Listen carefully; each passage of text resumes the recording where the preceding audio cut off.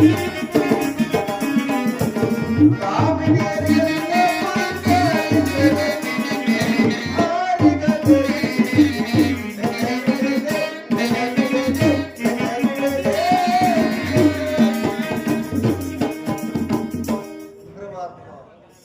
ಹೊತ್ತಾದರೂ ದನಿಗಳು ಆಹಾರವನ್ನು ತೆಗೆದುಕೊಂಡು ಬರಲಿಲ್ಲವಲ್ಲ, ಕುರಿಗಳಾದರೂ ಪಾರಾಳವಾಗಿ ಹೋಗುತ್ತಿರುವಲ್ಲ, ನನಗೆ ನಿಲ್ಲುವುದಕ್ಕೂ ತ್ರಾಣವೂ ಸಹ ಸಿಗುತ್ತಿಲ್ಲ. ನಾನು ಏನೂ ಮಾಡಲಿ?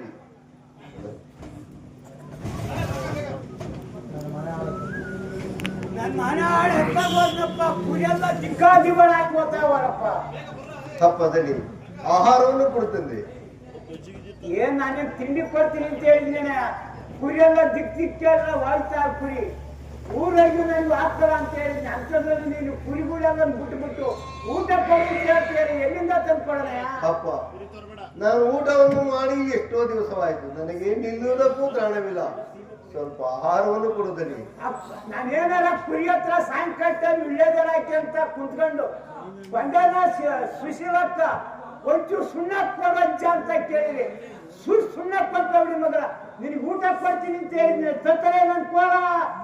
ಯಾವ ತಪ್ಪಿಗಪ್ಪ ಈ ಶಿಕ್ಷೆ? ಅಪ್ಪ, ನಾನೇನಾರವ ಊಟ ಮಾಡ್ತಾ ಕುಂತ್ಕೊಂಡ್ರೆ ನಾಯಿಯನ್ನ ಊಟ ಮಾಡತ್ತ ಬಂದ್ರೆ ನಾಯಿಗೆ ಒಂಚೂರು ಇಟ್ಟಾಕಿಲ್ಲ ಅವ್ರಿ ಮಗಳ. ನಿನಗೆ ಊಟ ಕೊಡ್ತೀನಿ ಅಂತ ಹೇಳಿದ್ನ. ತತ್ತರೆ ನನ್ ತೊಳಗಂಬಳಿಯ. ಅಪ್ಪ, ಅಲಸಂತ ಮೈದಾನದಲ್ಲಿ ನೀನ್ ಎಲ್ಲೂ ಕಾಣಕ್ಕಾದು. ಅಲಸಂತ ಮೈದಾನದಲ್ಲಿ ಒಂದು ಮೊಳ ಬಟ್ಟೆ ಆದ್ರೂ ನನಗೆ ಕೊಡಪ್ಪ. ನಿನ್ ಹೊಟ್ಟಿಗೆ ಇಟ್ಕೊಡ್ದ ಬಟ್ಟೆ ಕೊಡ್ತೀನಿ ಅಂತ ಹೇಳಿದ್ದೇನೆ. ಪದೇ ಪದೇ ನಾನು ಏನೇ ನೀನ್ ಕೇಳ್ತೀಯ? ಅಳಸಂತೆ ಎಲ್ಲನೇ ಬಿಟ್ಟು ನೀನ್ ಎಲ್ಲಾರ ಹೋಗಿ ಜೀವನ ಹಾಕಬೇಕು. ಏನಾರ ಕಂಡ್ರೆ ನಾನು ಚೆನ್ನಾಗಿರಬೇಕು ಕಣಪ್ಪ. ಈ ಊರ್ ಯಜಮಾನ ಕೈಲಾಗಲಿ ಯಜಮಾನಿಗೆ ಇತ್ತಿರಲ್ಲ ಆಗಲಿ, ಕುರಿ ಬೀಗ ಪಾಲಿಟ್ಕೊಂಡು ಹೊಟ್ಟಿಗೆ ಇಟ್ಕೊಂಡಿಲ್ಲ, ಬಟ್ಟೆ ಕೊಡ್ಲಿಲ್ಲ ಅಂತ ಯಾರು ಕೊಟ್ಟಾರ ಹೇಳಿಳಿಯ? ಯಾರು ಕೊಟ್ಟಾರ ಹೇಳಿದೆ? ಅದೇ ನಿನ್ ಮುಗಿಬಿಡ್ತೀನಿ ತಿಳ್ಕೊ. ಯಾರು ಕೊಟ್ಟಾರ ಹೇಳಿ ಕಣಪ್ಪ. ಹೇ ಪಾಪಾತ್ಮಗಳ ಪುತ್ರರೇ, ನಾನು ಇಲ್ಲಿಗೆ ಊಟವನ್ನು ಮಾಡಿ ಎಷ್ಟು ದಿವಸವಾಯಿತು. ಮುಂದೆ ಕಾಣುವ ಪಟ್ಟಣಕ್ಕೆ ಹೋಗಿ ಸತ್ಯರಥನ ಹೆಸರನ್ನು ಮರಮಾಚಿಕೊಂಡು ಬರವನೆಂದು ಹೇಳಿಕೊಂಡು ಮುಂದೆ ಕಾಣುವ ಪಟ್ಟಣದಲ್ಲಿ ಭಿಕ್ಷಾಟೆಯನ್ನಾದರೂ ಮಾಡಿ ನೋಡುತ್ತೇನೆ.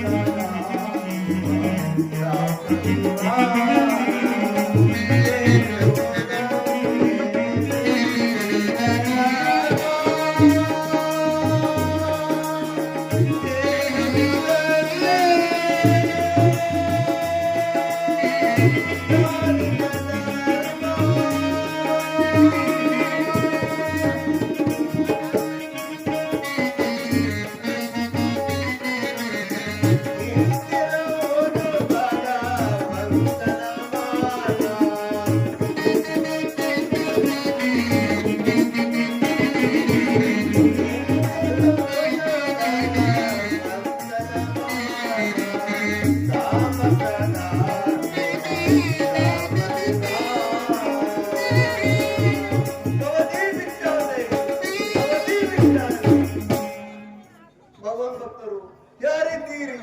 ಒಂದು ತುತ್ತು ಅನ್ನವನ್ನು ಕೊಟ್ಟು ಈ ಪಾಪಿಯ ಉದರವನ್ನು ಕಾಪಾಡಿ.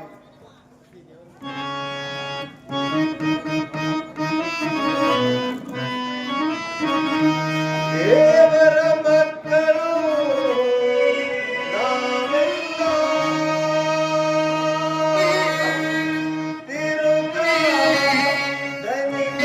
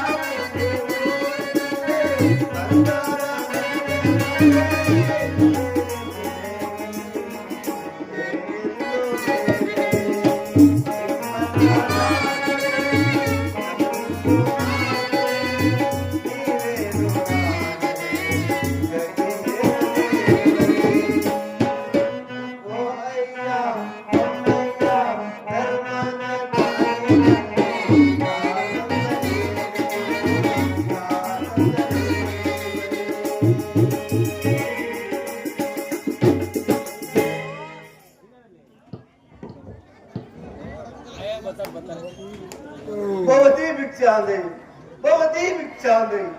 ಭಗವಂತ ಭಕ್ತರು ಯಾರಿದ್ದೀರಿ? ಒಂದು ತುತ್ತು ಒಣ ಬಟ್ಟೆ, ಒಂದು ಕಾಸನ್ನು ಕೊಟ್ಟು ಈ ಪಾಪಿಯ ಉದರವನ್ನು ಕಾಪಾಡಿ.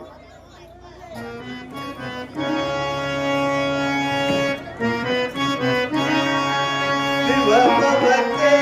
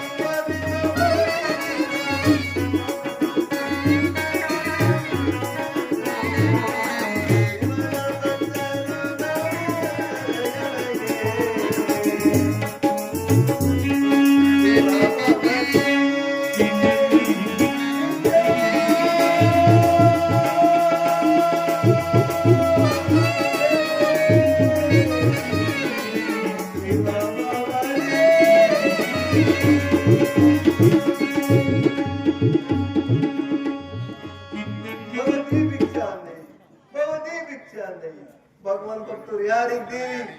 ಒಂದು ಕಾಸು ಮೊಳ ಬಟ್ಟೆಯನ್ನು ಕೊಟ್ಟು ಈ ಪಾಪಿಯ ಉದರವನ್ನು ಕಾಪಾಡಿ.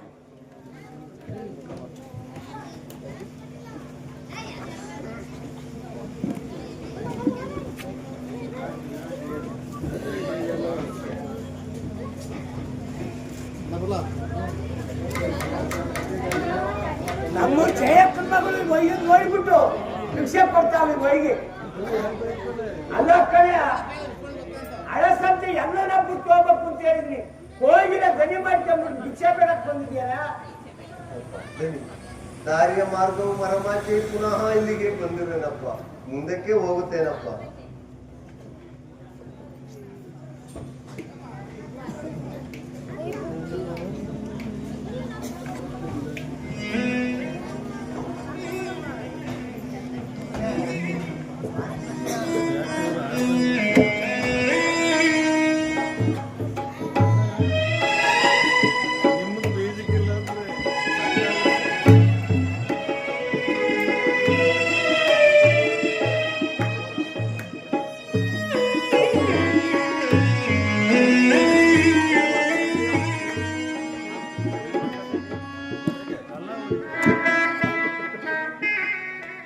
ನೀವೆಲ್ಲ ಕೊಟ್ಟು ಭಿಕ್ಷೆವ ಈ ಕಿತ್ಕೊಂಡು ಹೋಗ್ಬಿಡ್ತೀನಿ. ಒಯ್ಯ ಸುಖವಾಗಿತ್ತು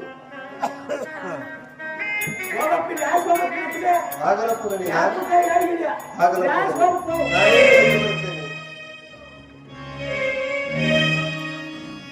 ಇವರ ಮನೆಯನ್ನು ಸೇರಿ ಬಹಳ ವರ್ಷಗಳಿಂದ ಎಷ್ಟು ವರ್ಷಗಳು ಕಾಲ ಕಳೆದರೂ ಸಹಿತ ನನ್ನ ಪತಿಯ ಸುಳಿವೇ ಸಿಗಲಿಲ್ಲ.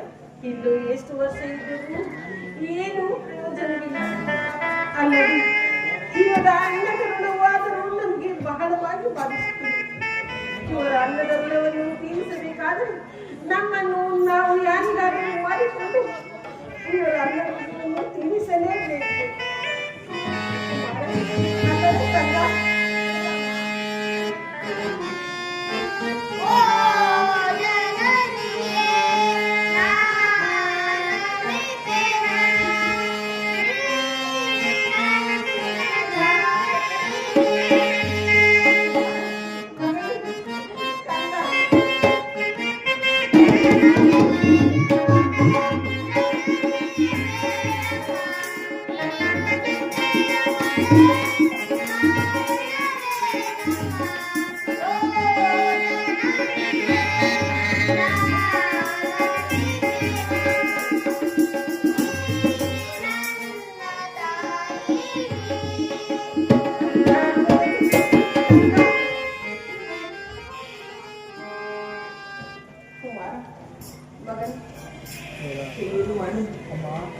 ಅಮ್ಮ, ನೀನು ಈ ರೀತಿ ಚಿಂತಿಸಲು ಕಾರಣವೇನು?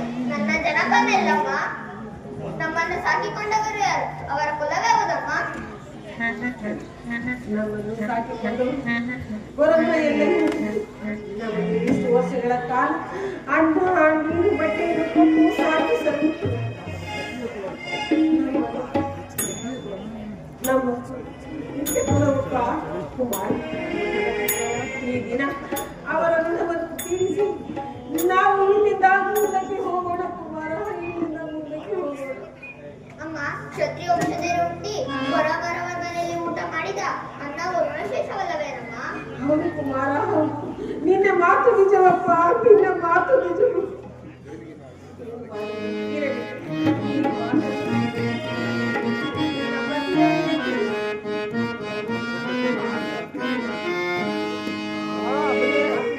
ಅವರ ಪತಿಯವರಿಗೆ ತಿಳಿಸಿ ನಾವು ಇಲ್ಲಿಂದ ಮುಂದಕ್ಕೆ ಹೋಗೋಣ. ಅಮ್ಮ, ನಾವು ಎಲ್ಲಿಯೇ ಆದರೂ ನಮ್ಮ ದೇವರನ್ನು ವಿಗ್ರಹಿಸಿ ಅವರ ಅನ್ನದ ಋಣಶೇಷವನ್ನು ಹೊರಿಸಬೇಕಮ್ಮ. ಹಾಗೆ ಆಗಲಿ ಕುಮಾರ, ನೀನು ಹೇಳಿದಂತೆ ಅಣ್ಣಯ್ಯ. ಅಣ್ಣಯ್ಯ, ಅಮ್ಮ ಏನಮ್ಮ ನೀನು ಖರ್ಚಿನ ಕಾರಣ?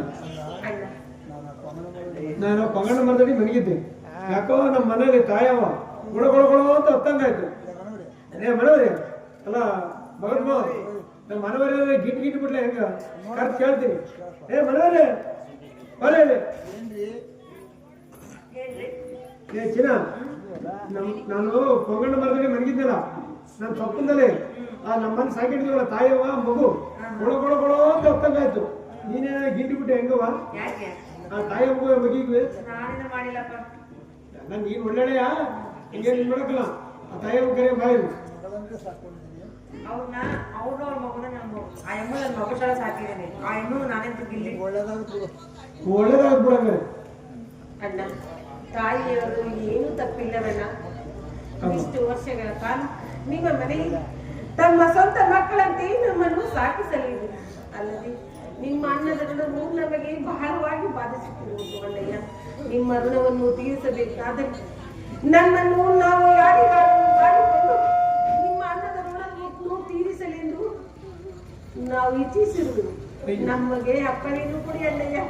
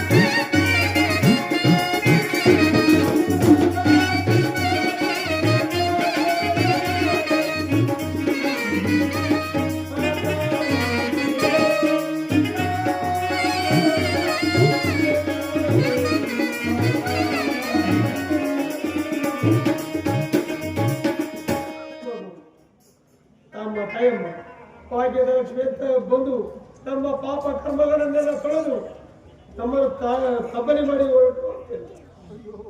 ಅಯ್ಯೋ, ನಿಮ್ಮನ್ನು ವಿಕ್ರಯಿಸಿ ನಾವು ಯಾವ ರೀತಿ ಜೀವಿಸಲಿ ತಾಯಿ?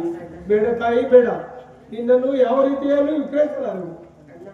ಈ ರೀತಿ ಎಲ್ಲ ಮಾತನಾಡಿದರೆ ನಿಮ್ಮ ಮನೆಯಲ್ಲಿ ಒಂದು ತೊಟ್ಟು ಗಂಗೋತ್ರವು ಸಹ ಮುಟ್ಟುವುದಿಲ್ಲ ಅಣ್ಣಯ್ಯ. ಅಯ್ಯೋ ಇದೇ ಮನವರೇ, ನೀನಾರು ಈ ತಾಯಿ ಹೇಳುವ. ಆ ಅಮ್ಮ ನಾನು ಬೆಳಗ್ಗೆ ಹೇಳ್ತಾನೆ ಇದ್ದೀನಿ, ಕೇಳಿದ ಮಾತು ಕೇಳ್ತಿಲ್ಲ ಅಮ್ಮ. ಹಾಗಾದರೆ ದೈವ ವಿಷಯ ಇದ್ದೇ ಅಂತ ಆಗಲಿ. ಎಡೆಯ ಮುಂದೆ ಕಾಣುವ ಪಟ್ಟಣಕ್ಕೆ ಹೋಗಿ ವಿಕ್ರಯಿಸೋಣ. ಅಣ್ಣ, ಮುಂದೆ ಇರು ಕುಮಾರ, ಮುಂದೆ ಒಂದು ದೇವಾಲಯ ಇದೆ. ಅಲ್ಲಿಗೆ ಹೋಗಿ ದೇವರ ದರ್ಶನವನ್ನು ಮಾಡಿಕೊಂಡು ಪುನಃ ಹೋಗೋಣ. ನಡೆಯಿರಿ ಅಣ್ಣಯ್ಯ.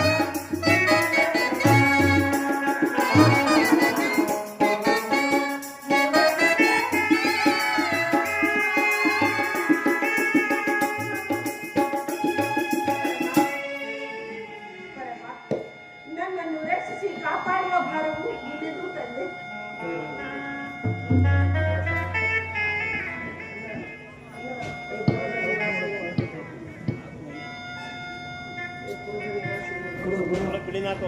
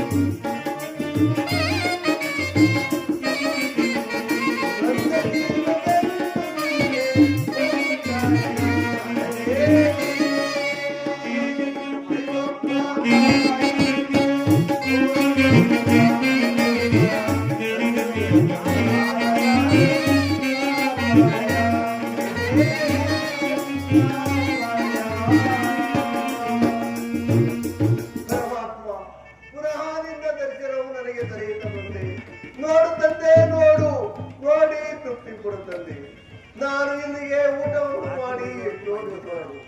ಅಲ್ಲಿ ಯಾರೋ ಇರುವರಂತೆ ಗೋಚರವಾಗುವುದು. ಅಲ್ಲಿಗಾದರೂ ಹೋಗಿ ನೋಡುತ್ತೇನೆ.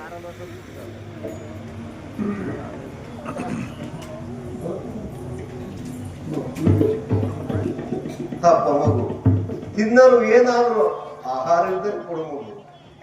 ಅರ್ಚಕರು ಸ್ವಲ್ಪ ಕಾಯ್ದಿರು ಪ್ರಸಾದವನ್ನು ಕೊಟ್ಟಿರುತ್ತಾರೆ, ಅದನ್ನೇ ಸ್ವಲ್ಪ ಕೊಡುತ್ತೇನೆ. ಕೊಡು ಮಗು, ಕೊಡು ಮಗು. ಅಂದ ಬ್ರಹ್ಮ, ಇನ್ನು ನೀನು ನನಗೆ ದೊರಕಿದೆಯಾ? ಅಮ್ಮ ತಾಯಿ, ಸ್ವಲ್ಪ ಆಹಾರ ಇದ್ದರೂ ಕೊಡು ತಾಯಿ. ತಿನ್ನದು ಅನ್ನದು ಗತಿ ಇಲ್ಲದೆ ಅಲೆದಾಡುತ್ತಿರುವವರೆಗೆ ನಮ್ಮ ಬಳಿ ಏನು ಇದು ಈ ದೇವಸ್ಥಾನದಲ್ಲಿ ನೀಡಿರುವ ಈ ಕಾಳಜಿ ಪ್ರಸಾದವನ್ನೇ ತೆಗೆದುಕೊಂಡು ಕೊಡು ತಾಯಿ ಕೊಡು. ನಮ್ಮನ್ನು ಆಶೀರ್ವದಿಸಿ ಪೂಜೆ. ಹಾಗಲ್ಲ ತಾಯಿ.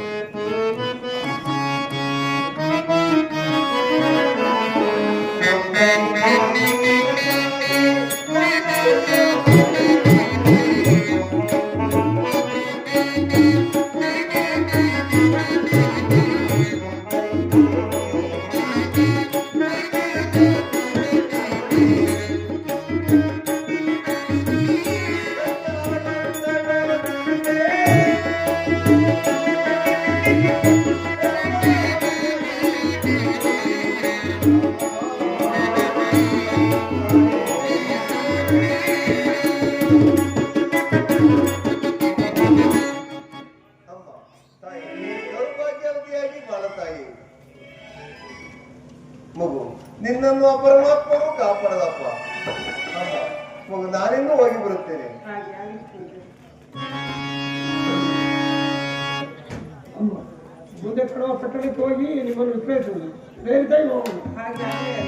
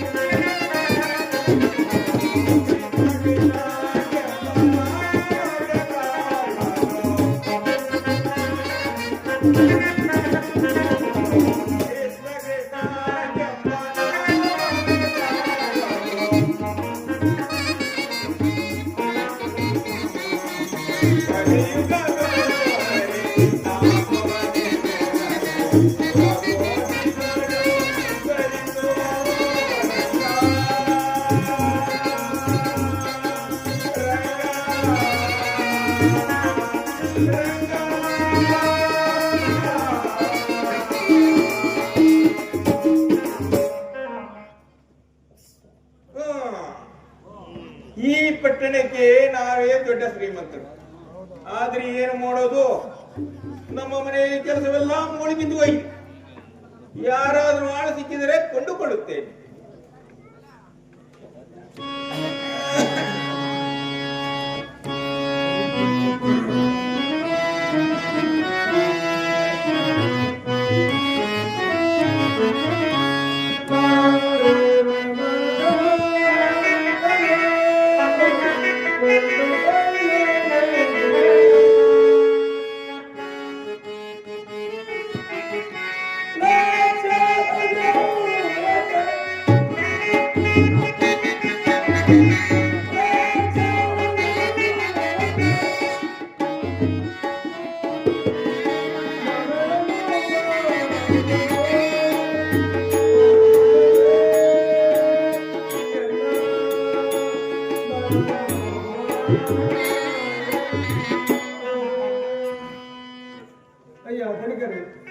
ಯಾರಾದರೂ ನನ್ನ ಮಗಳನ್ನು ಮಾರುವುದು, ಯಾರಾದರೂ ಧನಿಕರಿದ್ದರೆ ಕೊಂಡುಕೊಳ್ಳಬಹುದು.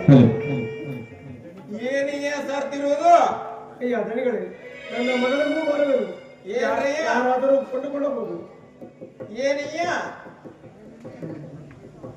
ಮುಂದೆ ಬನ್ರಿಯ್ಯ. ಮಗಳನ್ನು ಮಾರ್ತೀಯೋ ಹೆಂಡತಿಯನ್ನು ಮಾರ್ತೀಯೋ? ಹೌದು ಗುರುಗಳೇ, ನಾವು ಮಗಳನ್ನು ಮಾರುವುದು. ಅದು ಸರಿ ಸರಿ ಕಣಯ್ಯ. ಎಷ್ಟೇ ಬರಬಾರದು ಅಂದ್ರು ಹೆಂಡತಿಯನ್ನು ಯಾರು ಮಾರ್ಲಿಕ್ಕಿಲ್ಲ. ಹಾ ಸರಿಯಾ, ಇವರಿಗೆ ಸರಿಯಾದ ಕ್ರಿಯೆಯನ್ನು ಹೇಳಿದ್ಯ. ಅಯ್ಯ ದನಿಗಳೇ, 1 ಲಕ್ಷ ವರಗಳನ್ನು ಕೊಟ್ಟು ಕೊಂಡುಕೊಳ್ಳಿರಿ. 1 ಲಕ್ಷ ದ್ರವ್ಯವನ್ನು ಅಲ್ಲ ಕಣಯ್ಯ, ಆದ್ರೆ ಅಂಗೆ ನೋಡಿಲ್ವಲ್ಲಯ್ಯ. ಸರಿಯಾದ ರೀತಿಯಲ್ಲಿ ಕ್ರಿಯೆಯನ್ನು ಹೇಳಿಯ. ಅಯ್ಯ ದನಿಗಳೇ, 1/2 ಲಕ್ಷ ವರಗಳನ್ನು ಕೊಟ್ಟು ಕೊಂಡುಕೊಳ್ಳಿರಿ.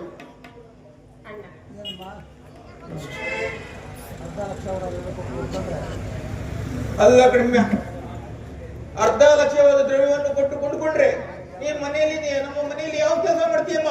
ಪೂಜ್ಯರೇ, ನೀವು ಹೇಳುವ ಕೆಲಸಗಳೆಲ್ಲವೂ ಶಿರವಸ ವಹಿಸಿ ಮಾಡಬೇಕು ಪೂಜ್ಯರೇ. ನೋಡಪ್ಪ, ಈ ಒಮ್ಮನೇನ ಕೆಲಸ ಮಾಡ್ಲಿಕ್ಕೆ ಒಪ್ಕೊಂಡಿದ್ದಾಳೆ. ನೀನ್ ಸರಿಯಾದ ರೀತಿ ಕ್ರಯವನ್ನು ಹೇಳಿಯ. ಅಯ್ಯ ದನಿಗಳೇ, ಕೊಂಡುಕೊಳ್ಳುವವರು ನೀವಿದ್ದೀರಿ, ನೀವೇ ಒಂದು ಬೆಲೆಯನ್ನು ಕೊಟ್ಟು ಕೊಂಡುಕೊಳ್ಳಿರಿ. ನನಗೆ ವೃದ್ಧಾಪ್ಯ ಕಾಲ ಕಣಿಯ, ನನಗೆ ವಯಸ್ಸಾಯ್ತು, ಏನೋ ಮುಗ್ಲಿಸ್ ಕೇಳ್ಬಿಟ್ಟೆ ಅಂತ ಭಯ ಅಷ್ಟೇ. ನೋಡಪ್ಪ, 4 3 12, 6 2 12, 2 6 12, 8 4 12, 10 2 12, 10 2 12, 2 10 12. ಓ ಹೆಂಗ್ ಹೋದ್ರು ಅದೇ ತರ ಬರ್ತೀವಿ. ನೋಡಪ್ಪ, 12 ವರಗಳನ್ನು ಕೊಡ್ತೀನಪ್ಪ, ಅದು ಹೋದೆ. ಅಯ್ಯ ದನಿಗಳೇ, 12 ವರಗಳನ್ನು ಕೊಟ್ಟು ಕೊಂಡುಕೊಳ್ಳಿರಿ. ಅಣ್ಣ, ಆಸೆ ಎಂಬುದು ಮೂರ್ಖದ ಒಡೆಯ. ಅವರು ಕೊಡುವ ವರಗಳನ್ನು ತೆಗೆದುಕೊಂಡು ನಮ್ಮನ್ನು ಅವರೊಡನೆ ಕಳಿಸಿಕೊಡು ಅಣ್ಣಯ್ಯ. ಹಾಗೆ 12 ವರಗಳನ್ನು ಒಪ್ಕೊಂಡಿದ್ದೆಲ್ಲಪ್ಪ. ನಾನು 6 ವರಗಳು ಕೊಟ್ಟಿದ್ದು ಒಪ್ಕೊಳ್ತಿದ್ದೆ, ಏನು ಮುಗ್ಗಿಸ್ಬಿಟ್ಟೆ. ಸರಿಯಪ್ಪ, ಹಣ ತೆಗೆದುಕೊಳ್ಳಪ್ಪ. ಅಯ್ಯ ದನಿಗಳೇ, ಹಣವನ್ನು ಕೊಡಿ. ತಗೊಳಪ್ಪ. ಸರಿಯಾದ ಕಣಯ್ಯ.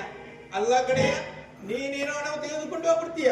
ಆ ಒಮ್ಮನ್ ಕೆಲಸ ಮಾಡಬಾರಮ್ಮ ಅಂದ್ರೆ ಹಣ ಕೊಟ್ಟವ್ರ ಕೈಲಿ ಕೆಲಸ ಮಾಡಿಸ್ಕೊಳ್ಳಿದ್ರೆ ಈ ಬ್ರಾಹ್ಮಣದ ಗಂಟು ಉಳಿತಾ ಹೋಯ್ತು. ಬಾರಮ್ಮ ಇಲ್ಲಿ ನೋಡಮ್ಮ, ಹೇಳಿ ಪೂಜ್ಯರೇ. ನೋಡಮ್ಮ, ತೆಗೆದು ಹಣ ತೆಗೆದುಕೊಳ್ಳಮ್ಮ. ನೋಡಮ್ಮ, ಬೇಗ ಕೊಟ್ಟು ಬರ್ಬಾರಮ್ಮ. ಅಣ್ಣ, ಅವರು ಕೊಡುವ ಈ 100 ವರಗಳನ್ನೇ 100 ವರಗಳೆಂದು ಭಾವಿಸಿ ಇದನ್ನು ತೆಗೆದುಕೊಂಡು ನಮ್ಮನ್ನು ಅವರೊಡನೆ ಕಳಿಸಿಕೊಡು. ಅಯ್ಯೋ ತಾಯಿ, ಇದು ನಿನ್ನ ಪಾದಚರಣಗಳಿಗೆ ನಮಸ್ಕರಿಸುವುದು. ಅಯ್ಯೋ ಅಮ್ಮ, ಬೇರೆ ಹೇಳುತ್ತಂದ ಬೇರೆ ಹೇಳು. ಸುಕುಮಾರ ಸುಕುಮಾರ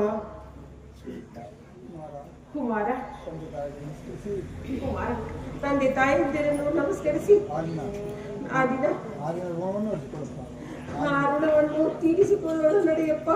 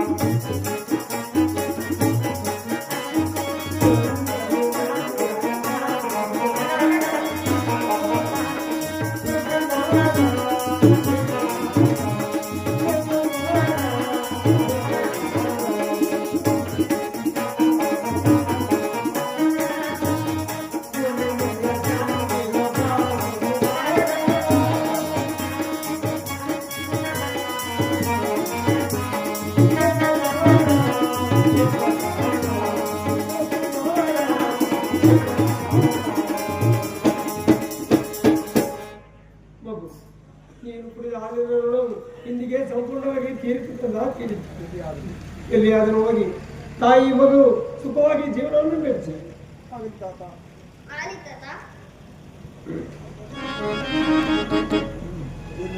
ಏನ್ರಮ್ಮ, ನಿಮ್ಮ ಸುಖ ಸಂತೋಷವಾಯ್ತು ಕಣ್ರಮ್ಮ. ನನ್ನ 12 ವರಗಳ ಬಡ್ಡಿ ಏನಾಯ್ತು? ಹಣದ ಮೇಲಾಗೋಯ್ತು.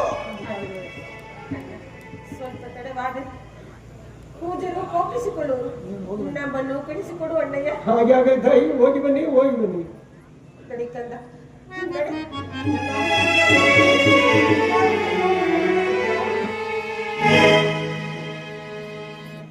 ಕೆಲಸ ಬಾರಮ್ಮ ಇಲ್ಲಿ ಕೆಲಸ ಹೇಳ್ತೀನಿ, ಬೇಗ ಬಾರಮ್ಮ. ನೋಡಮ್ಮ ಬೆಳಿಗ್ಗೆ ಹೇಳ್ಬೇಕು, ಅಟ್ಟಿ ಕಸ ಗುಡಿಸ್ಬೇಕು, ಬಾಗಿಲು ಸಾರಿಸ್ಬೇಕು, ರಂಗೋಲಿ ಬಿಡ್ಬೇಕು, ರೋಡ್ ಹತ್ರ ಹೋಗ್ಬೇಕು, ರೊಟ್ಟಿ ಕೊಟ್ಟು ಬರ್ಬೇಕು, ಮನೆಯಲ್ಲಿ ರಾಗಿ ಕುಟ್ಬೇಕು, ಮಾಡ್ರಿ ರಾಗಿ ಬೀಸ್ಬೇಕು, ಭತ್ತ ಕುಟ್ಬೇಕು, ಇನ್ನು ಹೊಲ್ದಾಗ ಹೋಗಿ ಹುಲ್ಲಾಯ್ಬೇಕು, ಮುಳ್ಳಾಯ್ಬೇಕು, ಕಲ್ಲಾಯ್ಬೇಕು, ಇನ್ನು ಏನೇನೋ ಕೆಲಸ ಇದೆ. ತೋಟದ ಹತ್ರ ಹೋಗಿ ದನ ಮೇಯಿಸ್ಬೇಕು. ಏನಮ್ಮ ಇನ್ನ ಎಲ್ಲ ಕೆಲಸ ಮಾಡ್ಬೇಕು. ನೋಡಮ್ಮ, ಒಂದು ದಿವಸಕ್ಕೆ 24 ತಾಸು 23 ತಾಸು ಕೆಲಸ ಮಾಡ್ಬೇಕು, 1 ತಾಸು ಮಾತ್ರ ನಿದ್ದೆ ಮಾಡ್ಬೇಕು. ಆಗ್ಬೋದೇ? ನೋಡಮ್ಮ ಆಗ್ಲಿ. ಆಮೇಲೆ ನೋಡಮ್ಮ, ಒಂದು ದಿವಸಕ್ಕೆ ನಿನಗೆ ಅರ್ಧ ಅಕ್ಕಿ ಅನ್ನೋನ್ನ ಬತ್ತಿಯನ್ನಾಗಿ ಕೊಡ್ತೀನಿ. ಆಗ್ಬೋದೇ?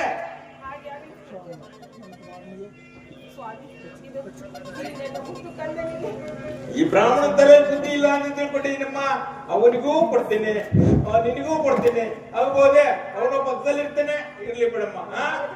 ಅವನಿಗೂ ಕೊಡ್ತೀನಿ. ಮಗು ದಂಡು, ನಮ್ ದಂಡು ಹಣ ದಂಡು ಎಲ್ಲ ಹೋಗ್ಬಿಟ್ಟಲ್ಲ. ಮಗು ದಂಡು ಪಕ್ಕದಲ್ಲಿ ಬುದ್ಧಿ ಕಟ್ಟಿಲ್ಲ. ಬೇಗ ಮದುವೆ ಮಾಡ್ಬೇಕು ಅಂತ ಮಾಡ್ತೀನಿ. ನೀನು ಇನ್ನು ಬುದ್ಧಿ ಕಲ್ತಿಲ್ಲ, ಲೆಕ್ಕಾಚಾರ ಬರಲ್ಲ, ಒಂದು ಲೆಕ್ಕಾಚಾರ ಕಲ್ತಿಲ್ಲ. ಏನಪ್ಪ